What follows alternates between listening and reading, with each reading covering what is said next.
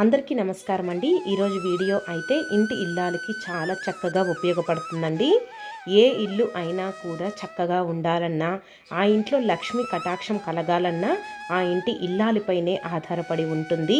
ఇంటిని చూసి ఇల్లాలని చూడాలి అని మనకి పెద్దలు చెబుతూ ఉంటారు. అందుకోసం ఇంటి ఇల్లాలు తప్పకుండా కొన్ని నియమాలను పాటిస్తూ ఇంటిని చక్కగా ఉంచుకున్నట్లయితే మనకి లక్ష్మి కటాక్షం అనేది కలుగుతుందండి.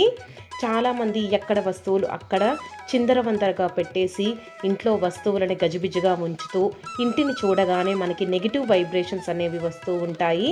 ఆ ఇంట్లో లక్ష్మీదేవి అస్సలు ప్రవేశించదండి.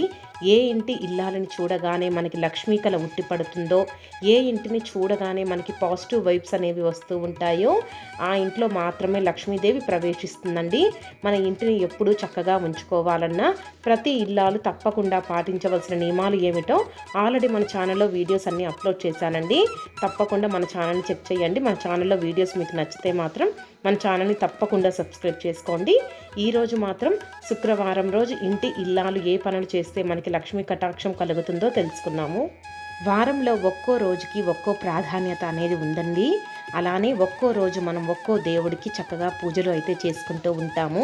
ముఖ్యంగా శుక్రవారం వస్తే చాలు లక్ష్మీదేవికి మనం అంకితం చేస్తాము.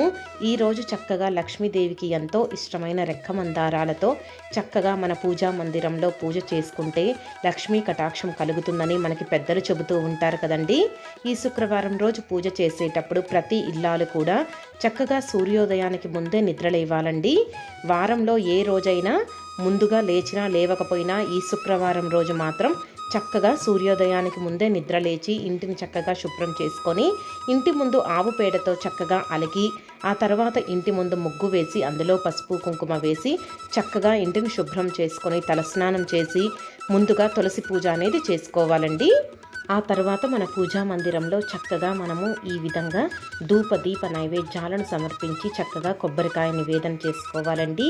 ఈ విధంగా ప్రతి శుక్రవారం రోజు కూడా మనము చక్కగా ఇంట్లో పూజ చేసుకున్నట్లయితే లక్ష్మీ కటాక్షం అనేది కలుగుతుంది.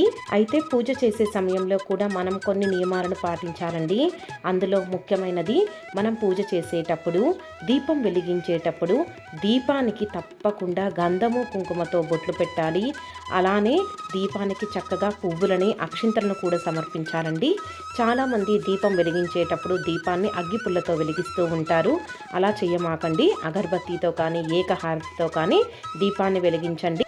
అలానే మనం దీపం వెలిగించేటప్పుడు తప్పకుండా దీపారాధన శ్లోకం అనేది మనం చదువుకుంటూ దీపం వెలిగిస్తే మనకి మంచి ప్రయోజనాలు అనేవి ఉంటాయి. అలానే మనం పూజ చేసే సమయంలో పదే పదే లేచి వెళ్ళి పూజా సామాగ్రి తెచ్చుకోవటం అనేది కరెక్ట్ కాదండి.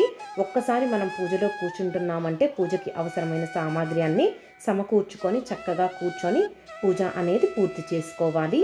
అలానే పూజ చేసేటప్పుడు మనసు మొత్తం చక్కగా దేవుడిపైనే ఉంచుకొని చక్కగా పూజ చేసుకుంటే మనకి స్వామివారి కరుణా కటాక్షాలు లభిస్తాయండి. అలానే శుక్రవారం రోజు ఎవరైనా ప్రత్యేకంగా లక్ష్మీదేవి చిత్రపటానికి చక్కగా ఈ విధంగా గాజుల మాలను సమర్పించి అలానే మనకి స్తోమత ఉన్నట్లయితే వెండి పుష్పాలు కానీ బంగారు పుష్పాలు కానీ లక్ష్మీదేవి చిత్రపటానికి సమర్పించి ఈ విధంగా వీడియోలో చూపిస్తున్నట్లుగా చక్కగా పూజ చేసుకున్నా కూడా మనకి లక్ష్మీ కటాక్షం అనేది చాలా సులువుగా లభిస్తుందండి. అలానే మనం ప్రతిరోజు ఇంట్లో నిత్య పూజ చేస్తూ ఉంటాం కదండి. నిత్య పూజ చేసేటప్పుడు మనము పసుపు కుంకుమ అక్షింతలు గంధం అనేది ఎప్పుడూ కూడా పాత్రల్లో నిండుగా ఉండేలాగా చూసుకోవాలండి. ఈ విధంగా చక్కగా లక్ష్మీ కళ ఉట్టిపడేలాగా మనం పూజ అనేది చేసుకోవాలి. అలానే గడప పూజ కూడా తప్పకుండా చేసుకోవాలి. మన ఇంటి సింహద్వారాన్ని మనం లక్ష్మీదేవి స్వరూపంగా భావిస్తూ ఉంటాము.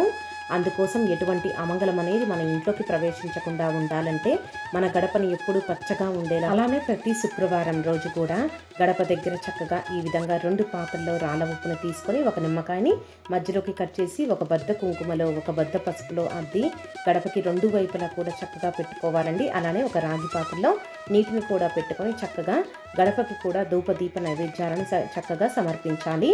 గడప పూజ ఎలా చేసుకోవాలో మీకు క్లారిటీగా తెలియకపోతే నా ఛానల్లో వీడియోస్ అప్లోడ్ చేశానండి. తప్పకుండా చూడండి. ఈ వీడియో మీకు నచ్చితే మన ఛానల్ని తప్పకుండా సబ్స్క్రైబ్ చేయండి.